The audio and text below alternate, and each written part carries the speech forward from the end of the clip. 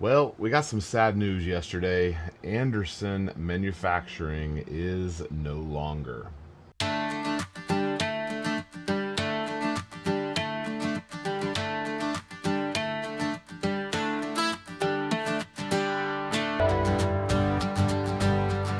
I have known about this for quite a while. I do have some connections to Anderson Manufacturing, and I knew that this was kind of coming, even as much as a year and a half ago, when they hired their new CEO. His name is Jeff. Met with him at SHOT Show twice and the NRA show. Really a fantastic guy, had some great conversations with him. It just seemed to me like he was preparing the company to kind of go in a different direction.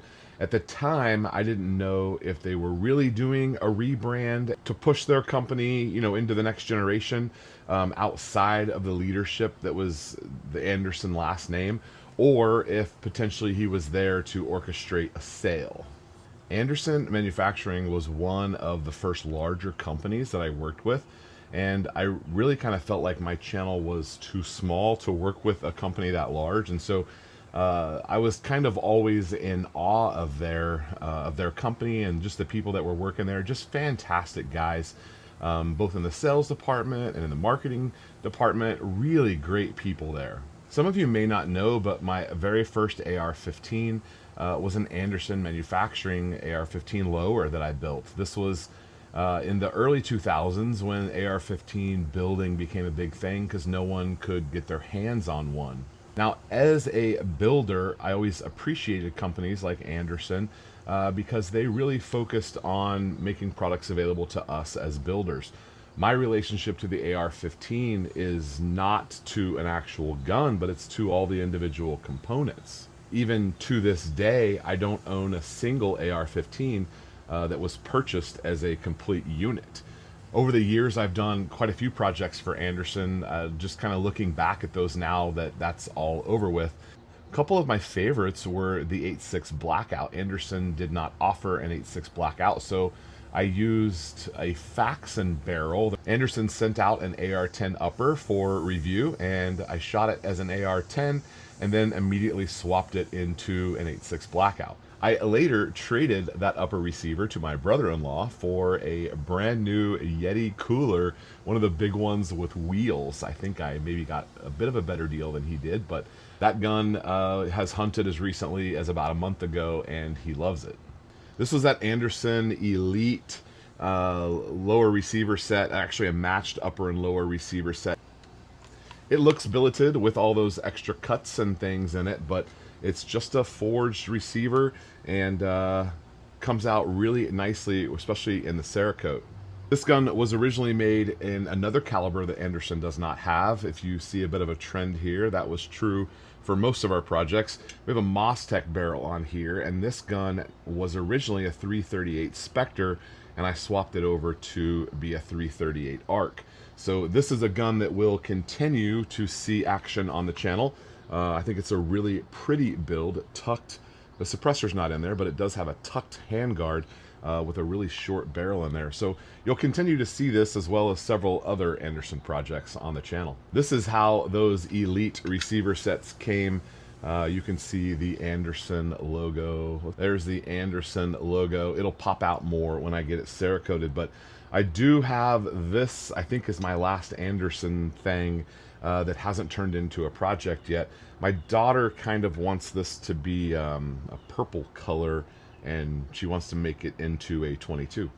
Be sure and stick to the end of the video because I have a really interesting idea that I think some of you might like to be a part of. Another really fun Anderson project that I got to work on was the Kiger.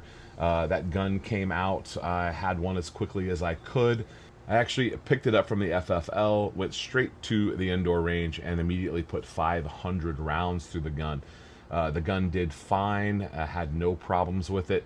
I did end up swapping out a couple of things just for comfort because it's a pretty stock unit.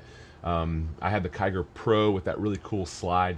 Unfortunately, it is not here. It is with my mom. She is doing some Glock 19 training with it. I really like that gun. I've carried it. I will carry it again in the future when I get it back. It's another gun that we'll continue to use and keep on the channel. As you've heard, Ruger did finalize the purchase of Anderson.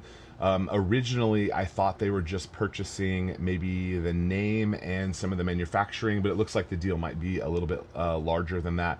Anderson was a private company, so there's no sales data or information as far as how much the company sold on an annual basis, for the last 10 years, and then how much the company would have been worth on the open market. Neither Ruger nor Anderson has disclosed that, which is to be expected.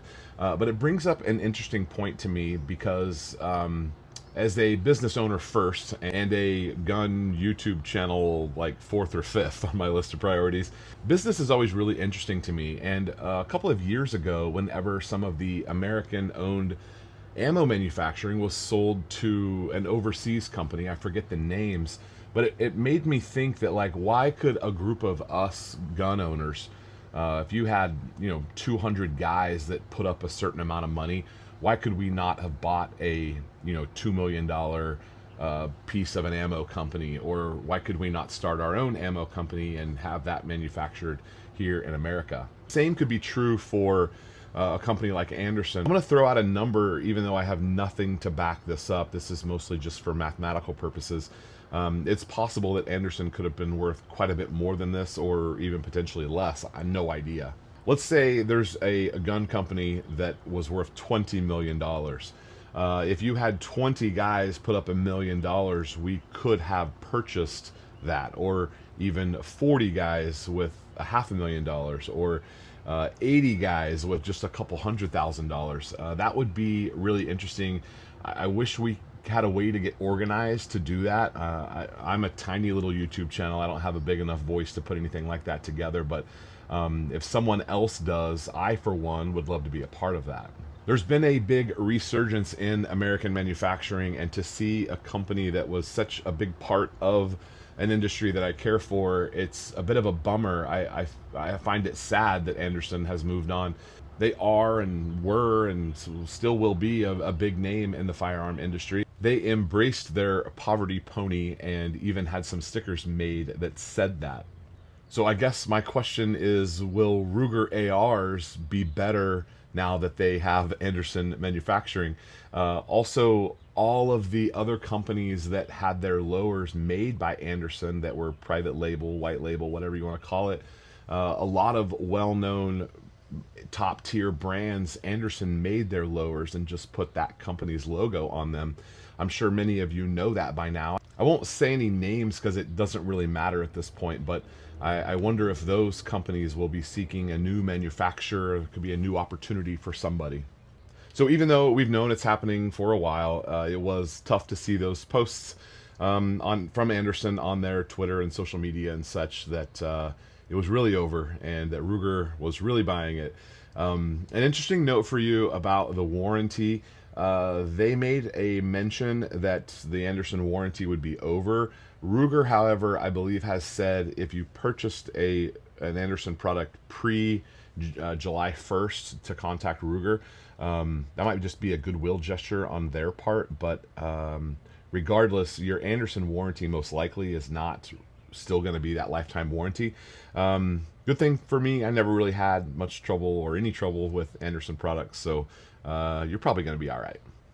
All right, well, if you think I should steal this back from my daughter, I didn't know it was going to be the last one, so maybe I can make a case and get her something different, and then I'll do something different with this. Or maybe it's one that she can have and keep for a long time, and that'll be our last Anderson project.